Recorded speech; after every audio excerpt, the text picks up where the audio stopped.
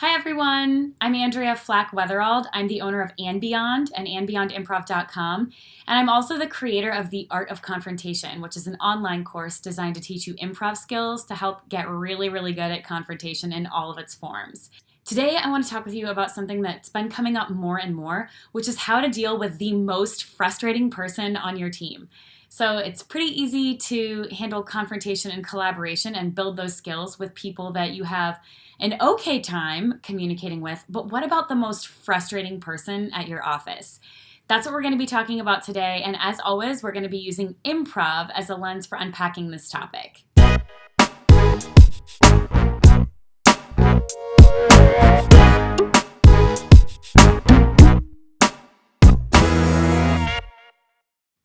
So, helping people confront each other and handle confrontation in a way that builds relationships instead of just putting out fires is something that I care about so much, and it's work that I've been doing for a while now. And one of the things that I've told people, especially when it comes to the most frustrating person on your team, is to avoid the whole crap sandwich way of giving feedback or way of interacting with someone, which is, say a nice thing and then say the true thing and then say a nice thing. And I don't like that because it pits kindness against the truth.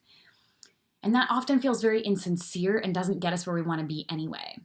So today, as I was giving advice to a client of mine about dealing with the person that he has the most trouble communicating with, I said something differently than I've said it before, and I think that it probably will resonate for more people than just him.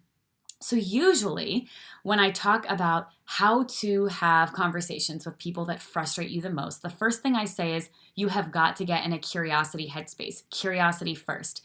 And that is the same. That is absolutely so important. If you're not curious about what does this person see, and you're walking into the conversation with this whole cathedral in your head, in improv we say bring a brick, not a cathedral, which means just bring your part, just bring your initiation, and then allow the conversation to get built piece by piece by piece alongside this other person, rather than you coming in already knowing how it's going to go, because this is the kind of person who ...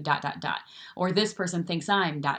Okay, those are examples of confrontation cathedrals. So that part is the same. Come in with curiosity instead of a cathedral. But here's the second thing. After that, it's like, how do you offer your expertise? How do you offer your feedback in a way that's receivable to this other person so that you can build a path forward, okay? And normally what I say is offer what you need to say with equal parts honesty, clarity, and kindness. And here's what it came down to today. Nothing matters if it's not sincere. And what I'm not interested in is encouraging people to say things that are kind just for the sake of making the thing that's true palatable.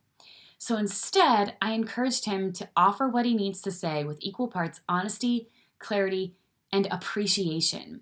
So here's the thing. There are things we can appreciate about people who are frustrating, no matter what. No matter what, there is something we can appreciate. And in this case, I'm like, we're talking about someone who cares deeply about the work that she's doing. We're talking about someone who has a ton of expertise to offer. We're talking about someone who's very committed and loyal and has gotten some good results in other areas. So if all we're doing is focusing on, the marks that aren't being met, if all we're doing is focusing on the things that are so frustrating to us, of course we're going to find more and more and more and more of that, because where focus goes, energy flows. And if all of our attention is on the frustrating aspects, that's what we're going to find.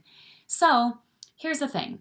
When it comes to dealing with the most frustrating people around us, I hope that we don't use kindness as this weird, inauthentic buffer zone to just make it tolerable. If all we're doing is tolerating each other, we are certainly not improvising. We are certainly not innovating. We are certainly not, being our authentic selves and building something we can be proud of. And at the end of the day, I don't know about you, but that's what I want to be about. Building something I feel proud of, okay? Not just building something that I can tolerate.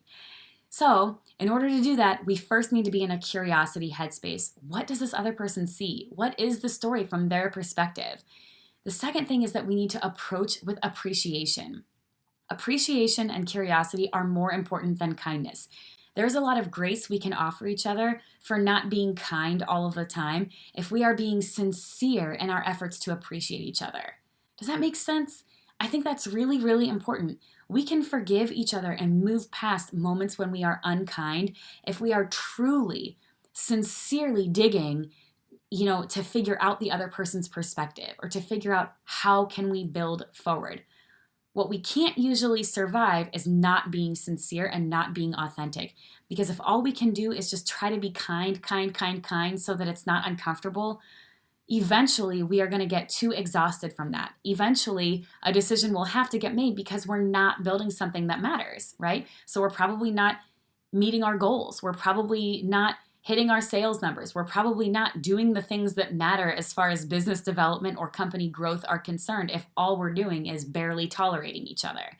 So at the end of the day, being sincere and being curious and finding ways to genuinely appreciate the other person, those are the things that are going to make a huge difference. And when you approach, and that's your sincere intention, your dominant intention is to be curious about the other person's perspective and to really understand where they're coming from, more so than just getting your point across. That's where the way forward is. So I hope that's encouraging to you. If you are walking into this day, walking into this week, knowing that you need to approach a scene partner that does not see the world the same way as you, and this is the person that is most frustrating for you to deal with in your professional life, in your office, whatever the situation is, I hope that you will remember that, because here's the thing. At the end of the day, you have to trust your scene partner. Your scene partner cannot surprise you if you do not give them the opportunity. Your scene partner cannot surprise you if you don't give them the opportunity. I really want you to hear that. We are all equally responsible for the scene that we are creating. So it's not all the other person's fault, okay? So find a way forward with this scene partner. Find a way to engage their ideas and engage what they are doing well. The best way to do that is by approaching with curiosity and appreciation, okay? I hope this is helpful, and I will look forward to seeing you in the next video. Bye.